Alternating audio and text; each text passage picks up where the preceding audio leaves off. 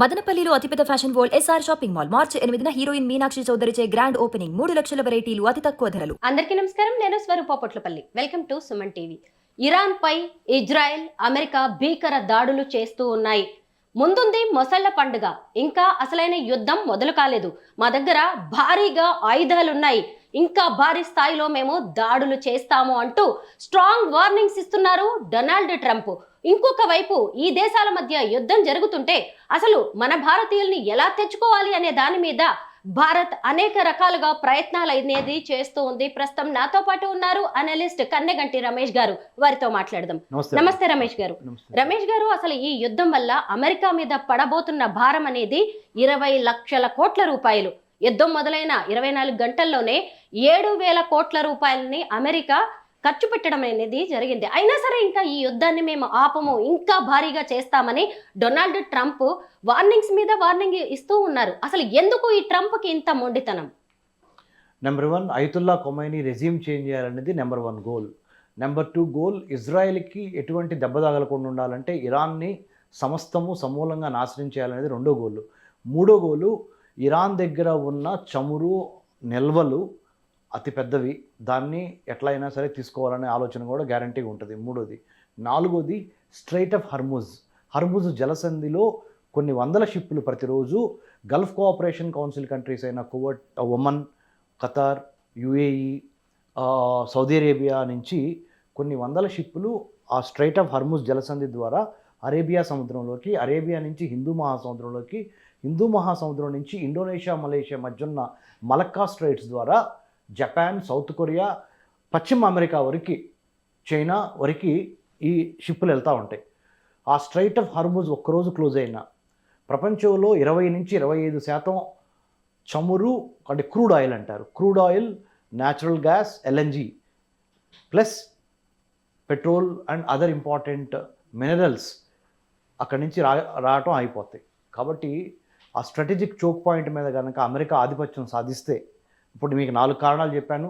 1, Ayatollah Khomeini చనిపోవటం, చంపబడటం అనేది America list number 1, priority number 1, అది సక్సెస్ అయింది. ప్రయారిటీ నెంబర్ 2, ఇరాన్ నుంచి ఇజ్రాయెల్ మీద ఎటువంటి దాడులు జరగకుండా కాపాడుకోవాలి ఫ్యూచర్లో కూడా. 2వది, అది టైమే తెలియజేస్తుంది అది ఆ గోల్ ఫుల్ఫిల్ అయిందా లేదా అనేది. 3వది, అన్నిటికన్నా ముఖ్యమైనది, హౌతీసు, హమాసు, హిజ్బుల్లా అనే 3 H, Houthi rebels, Hamas terrorist, Hezbollah terrorist. ఈ ముగ్గురు ఇరాన్కి తోడుగా అమెరికాకి, ఇజ్రాయెల్కి వ్యతిరేకంగా ఇజ్రాయెల్ పక్కన ఉన్న లెబనాన్లో కానీ, ఇజ్రాయెల్ అవతల పక్కన ఉన్న సిరియాలో కానీ, ఇంకా వేరే వేరే చోట్ల స్ట్రైక్స్ చేయడం ద్వారా ఇజ్రాయెల్ని ఇబ్బంది పెడతాము, ఒక్కోసారి డైరెక్ట్గా ఇజ్రాయెల్ మీద కొడతాము, ఇలా జరుగుతుంది. సో ఈ అన్ని కారణాల మూలాన America is hellbent, in other words Donald Trump is hellbent on hitting Iran right, left and centre. But the implications and the complications and the consequences of all these things will have a very, very worse or bad, nightmarish days are yet to come. మీరు ఇందాక అన్నారు మీ బిగినింగ్లో, యుద్ధానికి సంబంధించిన అసలు యుద్ధం ఇంకా ముందలుందని. So Iran కామ్గా ఉందా? కామ్గా లేదు. ఇరాన్ తన చుట్టుపక్కల ఉన్న తన తోటి ముస్లిం దేశాలు, సున్నీ ముస్లిం దేశాలు, Iran is a షియైట్ country, whereas this Gulf Cooperation Council country, sometime back I told you, Saudi Arabia, Bahrain, UAE, Qatar, ఇలాంటి ఒమన్ లాంటి దేశాలు సున్నీ ముస్లిం కంట్రీస్. మరి ఒక షియా ముస్లిం కంట్రీ పక్కనున్న సున్నీ ముస్లిం కంట్రీ మీద బాంబులు ఎందుకు వేస్తుంది అన్నప్పుడు అది మతపరంగా చూడకూడదు. అమెరికా యొక్క మిలిటరీ బేసెస్ ఈ సున్నీ కంట్రీస్ అయినా ఈ జీసీసీ కంట్రీస్లో ఉన్నాయి, గల్ఫ్ కోఆపరేషన్ కౌన్సిల్ కంట్రీస్లో. సో అందుకని షియా ముస్లిం కంట్రీ వాటి మీద బాంబులు వేస్తుంది. ఈ విషయము సుమన్ టీవీ చూస్తున్న తెలుగు రాష్ట్రాల్లో ఉన్న ప్రజలందరికీ తెలుసు. ఇప్పటివరకు మనం మాట్లాడుకుంది కొత్త విషయం ఏం చెప్పగలం మన ఇద్దరి ద్వారా? స్వరూప మేడం గారు, రమేష్ కన్నిగంటి కలిసి సుమన్ టీవీలో కూర్చొని ఇంతవరకు తెలియనిది కొత్తది ఏం చెప్పగలం అంటే చెప్తాను, అది ఇంపార్టెంట్. మనము అమెరికా, ఇజ్రాయెల్ కలిసి ఇరాన్తో జరుగుతున్న వార్ గురించి పార్ట్ ఏ అనుకుందాం. Part B, which is very critical, which is very very extremely important and niche, ఏంటంటే how do we safeguard, how do we make sure the welfare of Indians in Gulf countries and beyond, given the geopolitical, geoeconomic, geotechnological, geostrategic reasoning around India.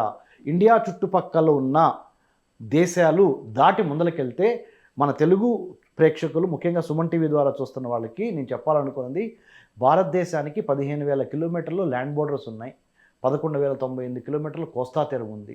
ఈ 15,000 కిలోమీటర్ల land borders ఎవరితో ఉన్నాయి భారతదేశానికి? ఒకసారి గమనిస్తే India బంగ్లాదేశ్కి మధ్య 4,000 కిలోమీటర్లు, ఇండియా చైనాకి మధ్య 3,488 కిలోమీటర్లు, ఇండియా పాకిస్తాన్కి మధ్య 3,323 కిలోమీటర్లు, India Nepal, India Bhutan, India Myanmar, ఒక్క శ్రీలంకతోనే మనకు వాటర్ బోర్డర్ ఉంది.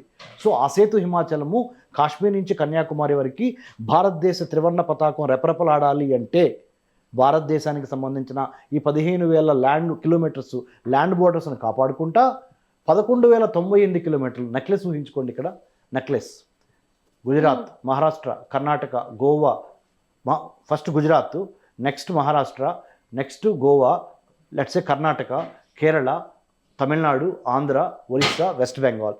ఈ నెక్లెస్ ఈ 9 కోస్తా రాష్ట్రాలులో 12 మేజర్ పోర్ట్స్ ఉన్నాయి, 180 మైనర్ పోర్ట్స్ ఉన్నాయి. ఈ పోర్ట్స్ ద్వారానే భారతదేశానికి అవి ద్వారాలు, తలుపులు. అంటే షిప్పింగ్ ద్వారా వచ్చే ఆయిల్ కానీ న్యాచురల్ గ్యాస్ కానీ 80% ప్రపంచంలో జరిగే ట్రేడ్ అంతా షిప్స్ ద్వారా జరుగుద్ది. మరి హార్మూజ్ జలసంధి, స్ట్రేట్ ఆఫ్ హార్మూజ్ అని ఇంగ్లీష్లో అంటారు, ఇరాన్కి ఒమన్కి మధ్యన ఉన్న చిన్న నారో చోక్ పాయింట్. ఈ యుద్ధం వలన అది మూసుకుపోతే మీరు వేసుకునే బట్టలు, నేను వేసుకునే బట్టల దగ్గర నుంచి, మనము వాడే ఎవ్రీడే కార్లో పెట్రోల్ దగ్గర నుంచి, బంగారం దగ్గర నుంచి, వెండి దగ్గర నుంచి, మనం తినే నిత్యావసర సరుకుల దగ్గర నుంచి, there is something called Domino effect అంటారు ఇంగ్లీష్లో. డొమినో ఎఫెక్ట్ అంటే స్వరూప మేడం, ఒక ప్యాక్ కార్డు వెళ్ళి ఇంకొక ప్యాక్ కార్డు మీద పడితే 1 by 1 పడిపోతాయి కదా, దట్స్ కాల్డ్ డొమినో ఎఫెక్ట్. ఎక్కడెక్కడో అమెరికాకి ఇరాన్కి యుద్ధం జరుగుతుంటే మనకెందుకులే, మన ఆంధ్ర తెలంగాణలో మనం బాగానే పండగలు చేసుకుంటున్నాం, బాగానే హ్యాపీగా ఉన్నాం అని అనుకోవడానికి రోజులు లేవు. అక్కడ యుద్ధం తగిలితే దాని యొక్క political tremors, technological tremors, trade tremors, tourism tremors, విదేశీ మారక ద్రవ్యం తెలుగులో, ఇంగ్లీష్లో foreign exchange tremors must be felt, should be felt. Already we have been taking the heat. ఆంధ్రాలో ఉన్న శ్రీకాకుళం దగ్గర నుంచి నెల్లూరు వరకు ఉన్న కోస్తా 9 జిల్లాల్లో చాలామంది గల్ఫ్ కంట్రీస్లో ఉన్నారు. తెలంగాణ రాష్ట్రంలో ఉన్న, ఉత్తర తెలంగాణలో ఉన్న, మరి మీరు ఆదిలాబాద్ దగ్గర నుంచి తీసుకుంటే ఆదిలాబాదు, కరీంనగర్, నిజామాబాదు, ఖమ్మం, ఇంకా మిగతా చాలా, రంగారెడ్డి, హైదరాబాదు, ఇంకా చాలా జిల్లాల నుంచి తెలంగాణ వాసులు కూడా 1 కోటి మంది పైగా గల్ఫ్ కంట్రీస్లో ఉన్నారు. మరి వీళ్ళ యొక్క సేఫ్టీ, వీళ్ళ యొక్క సెక్యూరిటీ, రేపొద్దున మీరు అన్నారు, మీ ఓపెనింగ్ స్టేట్మెంట్ ఏంటి, ఇది జరిగింది ఓన్లీ కొంత యుద్ధమే, అంతం కాదు ఇది ఆరంభం, ఇంకా అతి పెద్ద చీకటి రోజులు రాబోతున్నాయి అనే మాట నర్మగర్భంగా, ఇండైరెక్ట్గా మీ యొక్క స్టేట్మెంట్లో బయటకు వచ్చింది. దాని యొక్క ఇంప్లికేషన్స్ ఏంటంటే, భారతదేశానికి సంబంధించింది స్వరూప గారు, Indian administrative service, Indian police service చాలామంది భారతదేశంలోనే పనిచేస్తారు. ఇండియన్ ఫారెన్ సర్వీస్ ఆఫీసర్స్ అంటే డిప్లొమాట్స్, ఇంకా రకంగా తెలుగులో చెప్పాలంటే దౌత్యవేత్తలు భారతదేశానికి సంబంధించి 193 దేశాల్లో పోస్ట్ అయి ఉన్నారు ఇండియన్ హై కమిషన్స్ ద్వారా. వాళ్ళు ఇప్పుడు ఈ యుద్ధాలు ఎక్కడైతే జరుగుతున్నాయో ఆ దేశాల్లో పనిచేస్తున్న దౌత్యవేత్తలకి నిద్ర ఉండదు ఇప్పుడు. ఎందుకో తెలుసా? ఆ దేశంలో ఉన్న భారతీయులను కాపాడాల్సిన గురుతర బాధ్యత ఈ దౌత్యవేత్తల మీద ఉంటుంది. ఎంత డిప్లొమాట్ అయినా కానీ మీలాగా నాలాగా మనిషేగా, ఆయనకి ఫ్యామిలీ ఉంటుందిగా, లేకపోతే ఆమెకి ఫ్యామిలీ ఉంటుందిగా, అవన్నీ చూసుకుంటా వేరే దేశంలో ఉంటా, మళ్ళీ వేరే దేశంలో ఉంటున్న భారతీయుల్ని ధనాన్ని, మానాన్ని, ప్రాణాన్ని కాపాడి వాళ్ళని ఈ యుద్ధంలో దెబ్బతినకుండా, చనిపోకుండా, గాయాలవ్వకుండా, ఒకవేళ అయితే వాళ్ళకి హాస్పిటలైజేషను, చనిపోతే డెడ్ బాడీని మాతృభూమి భారతదేశం పంపించే బాధ్యత ఒక డిప్లొమాట్ మీద ఉంటుంది. ఇప్పుడు ఈ మొత్తం యుద్ధంలో హైలైట్ అవుతున్నది అమెరికా. ఏం చెప్పాలనుకుంటున్నాడు డొనాల్డ్ ట్రంప్ ప్రపంచ దేశాలకి? అంటే ప్రపంచాన్నే వణికించాలి అనుకుంటున్నాడా? తన గుప్పెట్లో పెట్టుకోవాలని చూస్తున్నాడా? లేదు అంటే తనొక హిట్లర్ లాగా, లేదంటే తనను తాను ఒక నియంతలా ఊహించుకుంటున్నాడా? ఆయన సైకాలజీని మనం ఎలా చూడాలి? బ్యూటిఫుల్ క్వశ్చన్, చాలా మంచి question. What all we know about him is very maverick in his nature. Maverick అంటే అతను ఏం చేస్తాడో, ఏం మాట్లాడతాడో స్థిరత్వం ఉండదు. Unpredictable, the most unpredictable president of the United states of America that the United States has ever seen. అగ్ర రాజ్యాధినేతగా ఉన్న వ్యక్తి, పెద్దన్నగా పిలువబడుతున్న అమెరికా ఇలా ఇంకా ఉంది, అసలు యుద్ధం మొదలు కాలేదు అని వార్నింగ్లు ఇస్తున్నాడంటే ఎలా భావించాలి మనం, ఎలా చూడాలి? ఫస్ట్ ఆఫ్ ఆల్ అండి, ఇరాన్ ఏదైనా తప్పు చేసింది అనుకుందాం. ఇరాన్ చేసిన తప్పుని అంతర్జాతీయ న్యాయస్థానం ద్వారా కానీ ఐక్యరాజ్య సమితి ద్వారా కానీ ఎవిడెన్స్తో సహా ప్రవేశపెట్టి ఇరాన్ ఈ తప్పు చేసింది, ఇరాన్ యొక్క సుప్రీం లీడర్ అయతుల్లా ఖొమైనీ ఈ తప్పు చేశాడు కాబట్టి అతన్ని శిక్షించండి అని చెప్పే రైటు అమెరికాతో పాటు మనందరికీ ఉంది, అమెరికా కూడా ఆ రైట్ ఉంది. బట్ ఒక దేశాధ్యక్షుడిని బాంబులేసి చంపి, ఇంకొక దేశాధ్యక్షుడిని రాత్రిపూట కిడ్నాప్ చేసి వెనిజులా నుంచి ఇంకొక దేశాధ్యక్షుడికి దమ్కిదేరే, తెలంగాణ భాషలో చెప్పాలి అంటే అరే క్యా హై దమ్కిదేరా అంటాం మనం. అంటే why are you giving me a warning, ఏంద్రా బెదిరిస్తున్నావా అంటాం. కానీ ఆ బెదిరించే పనులు అమెరికన్ ప్రెసిడెంట్ చేస్తున్నాడు. ఎట్లా?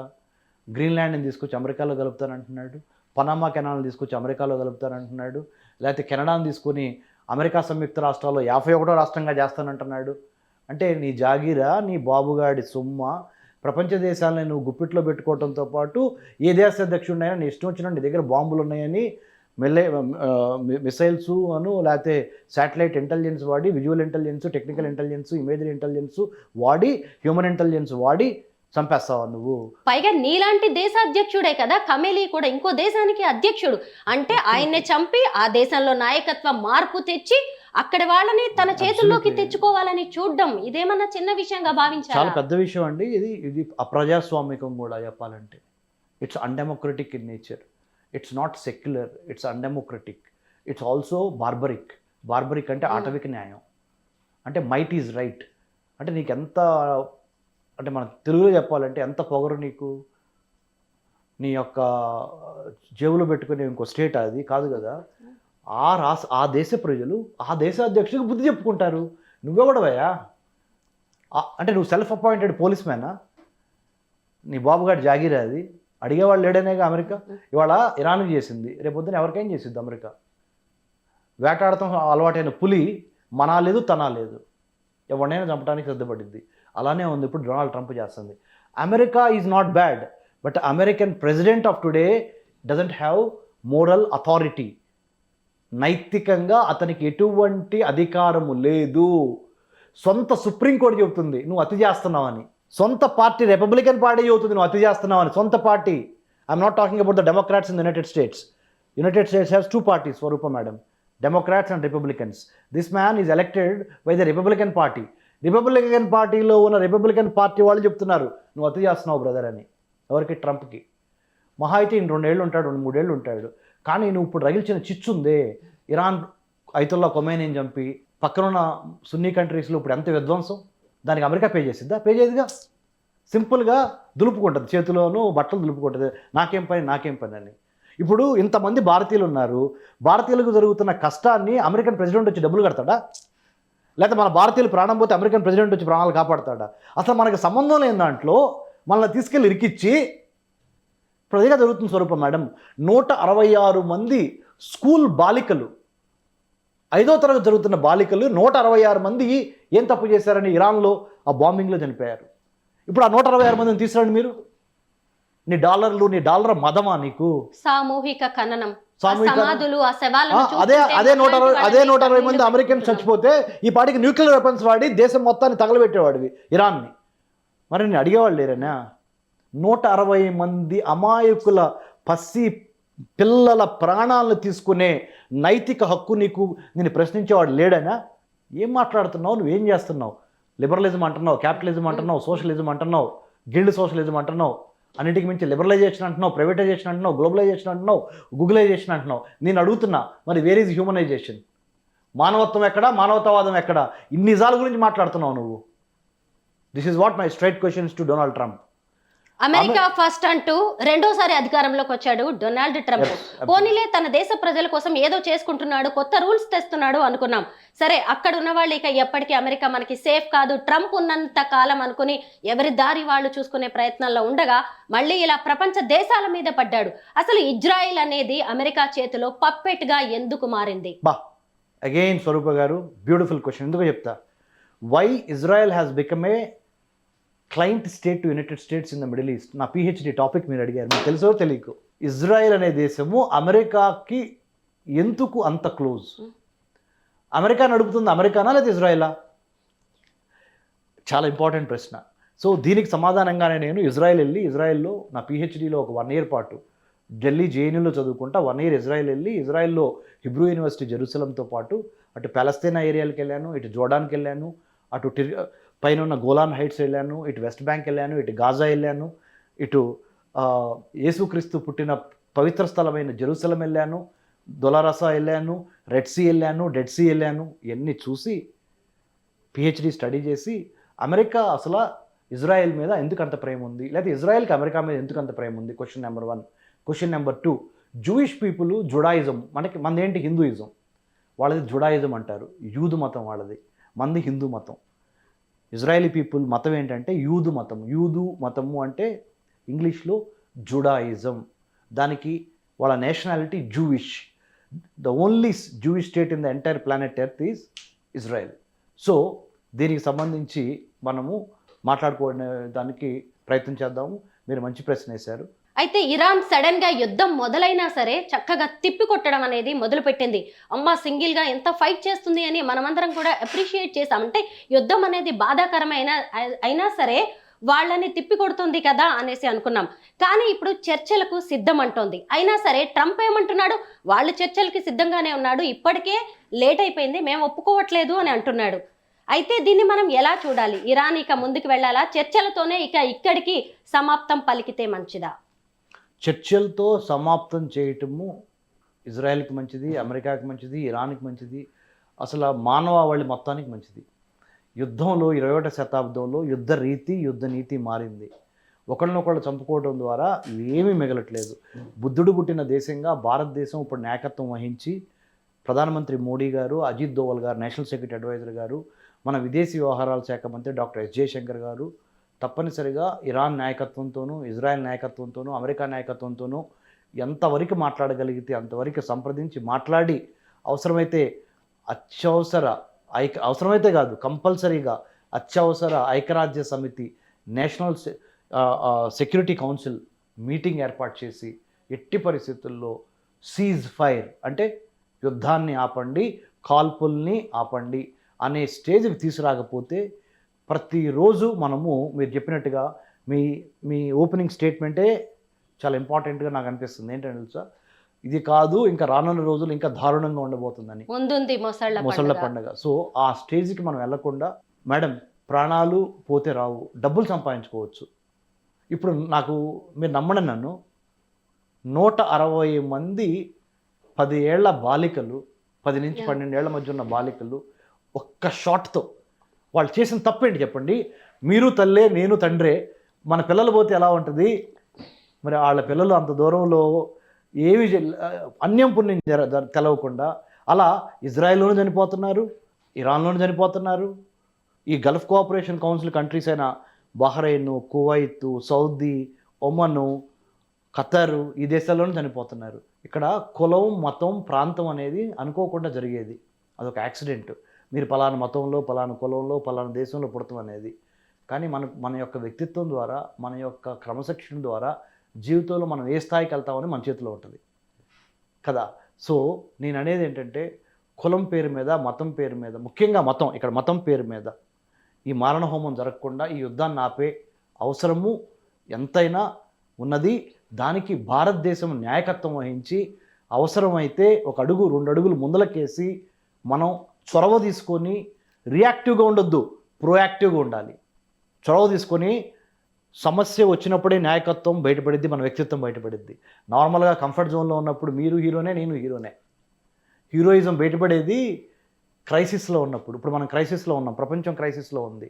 భారతదేశం నాయకత్వం తీసుకోవాలి, ప్రపంచంలో నెంబర్ 1 అవ్వాలి బై 2047 వికసిత్ భారత్ అంటే ఇవాళ నుంచి శాంతి సమయంలోనే యుద్ధానికి సన్నద్ధం కావాలి. కాబట్టి రేపొద్దున అమెరికా మన పక్కన దేశం మీద లేకపోతే మన మీదో ఇదే స్ట్రాటజీ ఏదని గ్యారంటీ ఏంటి? ఏమన్నా ఉంటే కూర్చొని మాట్లాడుకొని డైలాగు, డిబేటు, డిస్కషన్ ద్వారా సివిలైజ్డ్ సొసైటీ మంది. మనం బార్బరిక్ కాదుగా. Are we barbaric? Are we brutal? Are we brutish in nature? This is not the state of nature of that kind కదా. ఇదొక ఆటవిక సమాజం కాదు కదండి. కాబట్టి అమెరికాకు కూడా మనం గట్టిగా చెప్పాలి. ఇలాంటప్పుడు గట్టిగా చెప్పాలి అమెరికాకి. వాళ్ళు ఎంటారు చనిపోవటారే వాళ్ళ కర్మ. భగవద్గీత మనకేం చెప్పింది? మన కర్మ మనం చేయాల్సింది చేయాలి. మనం ఏం చేయాలి? ఇప్పుడు యుద్ధాన్ని ఆపటానికి సర్వశక్తిలో ప్రయత్నం చేయాలి. ఓటమి గెలుపు దేవుడికి వదులు, కానీ నువ్వు are you very very solid enough, good enough or determined enough to make all efforts to contain the war or stop the war or to bring peace శాంతి, దానికోసం ప్రయత్నం చేయాలి మేడం. ఈ యుద్ధం వల్ల అమెరికా మీద పడబోతున్న భారం 20 లక్షల కోట్ల రూపాయలు. అయినా సరే డొనాల్డ్ ట్రంప్ ప్రాణాలని లెక్క చేయట్లేదు, డబ్బుని లెక్క చేయట్లేదు, దేన్ని లెక్క చేయకుండా ఆయన ముందుకు వెళ్తున్నారు. హిట్లర్ అనిపించుకోవాలి అనుకుంటున్నాడు. నియంత అనే బిరుదు కోసం ఆయన పాకులాడుతున్నట్టుగా కనిపిస్తోంది. కానీ అంత పెద్ద హిట్లర్ కూడా ఎక్కడ కలిసిపోయాడు, మట్టిలో కలిసిపోయాడు. అదే రోజులు మళ్ళీ డొనాల్డ్ ట్రంప్ కూడా వస్తాయి. ఒక్కటి గుర్తుపెట్టుకోవాలి, యుద్ధం రక్తపాతం ద్వారా ఏది సాధించలేం, మానవత్వంతో దేన్నైనా సాధించవచ్చు. Thank you so much Ramesh గారు. జై హింద్.